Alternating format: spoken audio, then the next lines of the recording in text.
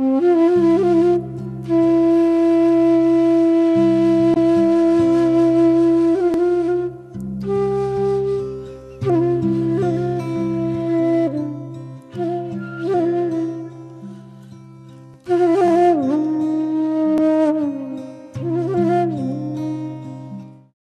a world where over 2 million children die every year from pneumonia, tomorrow marks an important day for us, November 2nd, World Pneumonia Day. I'm here today with two key influencers in this field, and they'll be helping us find out more about the disease and what we can do to eradicate it in future. Please welcome Professor Samir Saha, Professor and Head of the Department of Microbiology, Bangladesh Institute of Child Health at Dhaka CHRF Hospital and Executive Director of Child Health Research Foundation, as well as Dr. Desmond Turner, Honourable Member of Parliament from the United Kingdom, Chair of the UK All-Party Parliamentary Group on Pneumococcal Disease Prevention in the Developing World. First question for Dr. Saha. Why are you only talking about pneumonia now? We were knowing pneumonia for long who are working in the field of health. So we are working in the hospitals, we know about pneumonia, but possibly the policymakers or the people, or we are not in fact taking care of pneumonia in that way as we should be in all these years. So we are calling it as a forgotten disease or it's a neglected disease, because this disease is mostly prevalent in the developing countries, and again the poor people, children of the developing countries. But this time, a lot of universities, a lot of countries, all of them are getting together and to make sure that this is the largest killer of the children.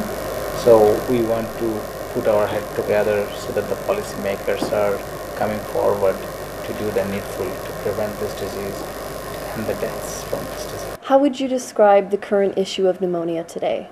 Overall in the world, in fact, pneumonia is the largest killer. But 98% of those deaths are in the developing countries.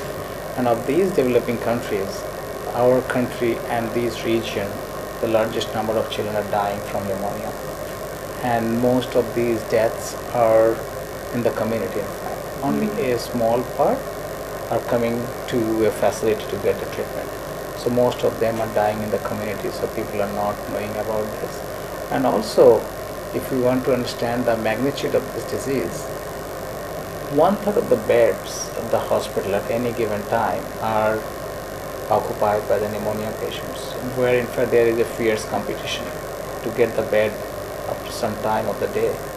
So in fact those patients are shuttling from one hospital to other because of bed crisis, while most of the beds are occupied by pneumonia patients. That's a huge burden. What is the pneumococcal disease burden? Oh, pneumococcus is one of the predominant cause which is causing pneumonia.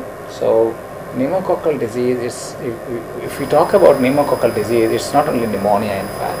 It causes other diseases as well. So pneumonia, then septicemia, which we mean the infection in the blood, and also meningitis, which means infection in the brain. So it causes in fact spectrum of diseases. And all of them, pneumonia is possibly the milder version of the disease that pneumococcus can cause, and which is causing this number of deaths. But in addition to that, it is causing infection in the blood and causing meningitis, that infection in the brain.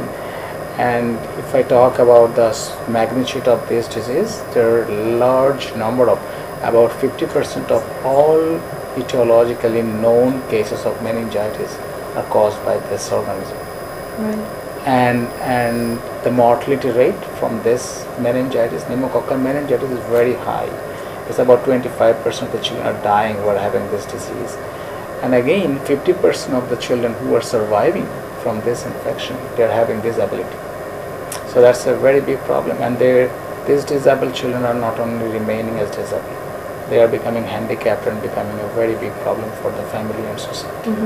What do you think Bangladesh should do to prevent pneumonia? I think we should take a comprehensive measure to tackle pneumonia. Because it's like the treatment is inexpensive, so we can treat them. But unfortunately, only a small part of the mothers can or caregiver can recognize pneumonia, and only 1/3 of the babies are getting the treatment in fact before they are dying. So that's there, but treatment is inexpensive. So it's very unacceptable that children are dying when inexpensive treatment is available. We also can think about if we can promote breastfeeding, a good number of children can be saved in getting pneumonia. But in addition to that, in recent years, the most, you can say, low-hanging fruit. So that's also available, the immunization by the appropriate vaccine. And if you consider Bangladesh, I think that should be a very big priority, because our immunization program is appreciated by the whole world. We have very few things to be proud of, but immunization program is one of few which is going very well, in fact. And its coverage is very high.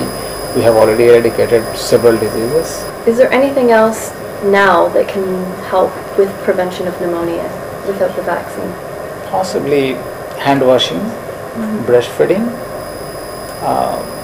and good nutrition that also can help in preventing pneumonia, at least the pneumonia deaths. And what do you think countries should do now? Country should consider improving the community clinics, which this government was thinking in fact long before. They should go ahead and do that so that the caregivers can take their child to those clinics and get the care at real time. Because most of the time when the babies are coming to the places like Dhaka Shishu Hospital, that's very late. The children who are dying from pneumonia in our hospital, they're dying within first several hours in fact. The doctors have very little to do. But contrast to that, if we can really do something in respect of community clinic, then the caregiver can bring the child in at real time and they can be saved. So that is one way they can do.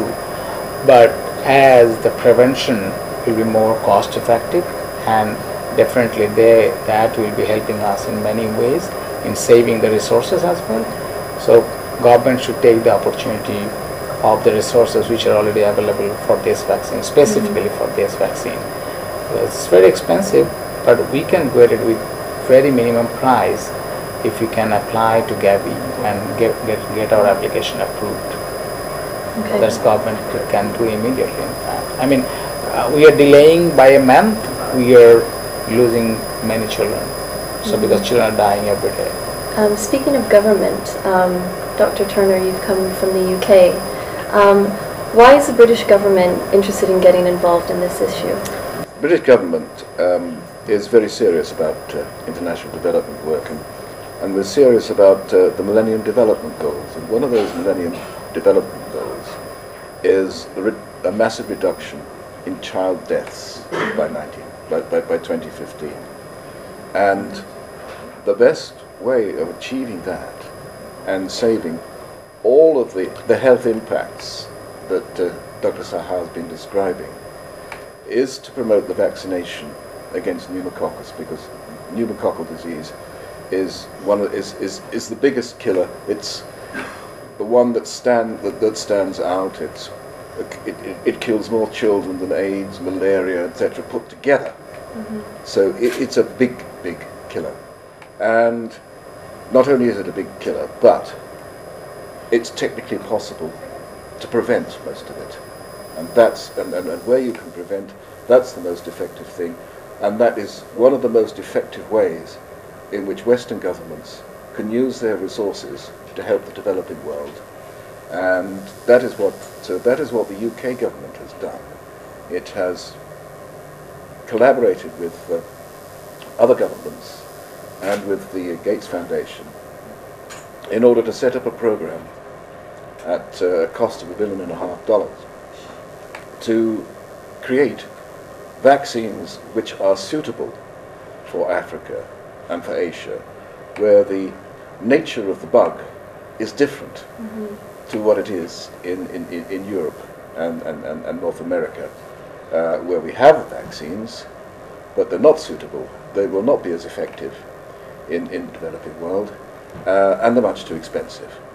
So in order to get a vaccine that's effective for the people that need it, and at a price which developing countries can afford, and we're talking about not $60 but 15 cents, then that is what the advanced market commitment is going to do.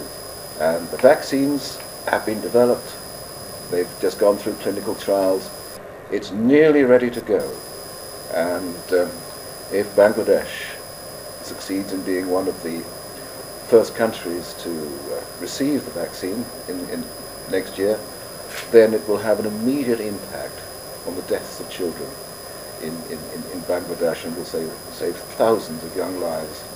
Not only thousands of young lives have been saved, but all those who otherwise might have grown up with disabilities with all that that implies.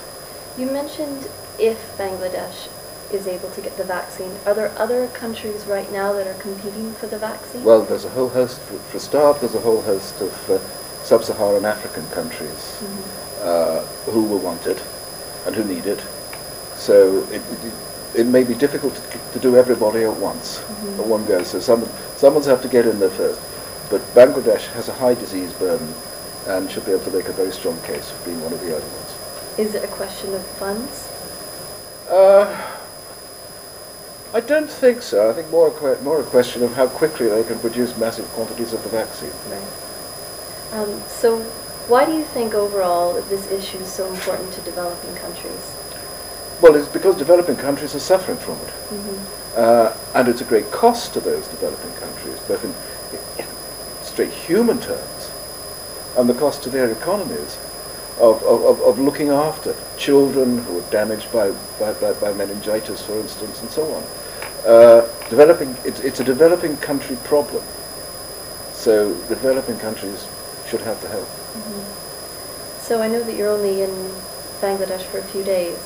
What will you say when you go back to the UK about your experience here and what you've seen? Well, I haven't actually seen very much except the fantastic traffic on the way from the airport to the hotel. But what should I say? I love visiting the Indian subcontinent. It's very colourful, people are wonderful, and I'm very impressed by the determination and professionalism of all the Bangladeshi and Pakistani clinicians that I've met. Do either of you have any further comments you'd like to make about the disease and any information that you feel that needs to be shared? I think one thing which needs to be shared is a message of hope. This is the first World Pneumonia Day. We've had, for many years, World AIDS Day, because everyone throughout the world is aware of the impact of AIDS, and conscious of it, and trying to do something about it. But World Pneumonia Day is new, and it presages the fact that when everybody meets next year for World Pneumonia Day, almost certainly, because of the global vaccination program, there will have been thousands upon thousands fewer child deaths, and that will be something to really celebrate.